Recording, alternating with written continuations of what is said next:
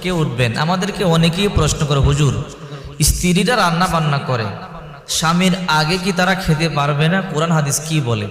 আপনি শুনলে আশ্চর্য হবে, রাসূল সাল্লাল্লাহু আলাইহি সাল্লাম কি খাবার আগে খেতেন, নাকি নবীজির স্ত্রীগণ আম্মাজানগণ আগে খেতেন? শুনলে আশ্চর্য হবেন। মা আয়েশা বলেন, হে দুনিয়াবাসী, আমাদের কোনো টাকার অভাব থাকতে পারে ঠিকই, পয়সার অভাব থাকতে পারে ঠিকই, কিন্তু ভালোবাসার কমতি নাই। আমার নবী যখন আমার ঘরে প্রবেশ করত, সর্বপ্রথম আমার নবী আমাকে সালাম দিতেন, 2 নম্বরে মুসাফা করতেন, 3 নম্বরে বুকে জড়াতেন, 4 নম্বরে কপালে চুমা দিয়ে দিতেন। আল্লাহর হাবিব বলতো, আয়েশা রান্না বান্না হয়েছে কিনা বলো। মা আয়েশা বলতো, না নবীজি রান্না বান্না এখনো হয় নাই। আল্লাহর নবী রান্না করে চলে যেতেন। বিশ্ব নবী নিজে রান্নার কাজে সহযোগিতা করতেন যতক্ষণ পর্যন্ত রান্না বান্না না হতো। আল্লাহর পয়গম্বর রান্না করতেন না। আল্লাহ হাবিব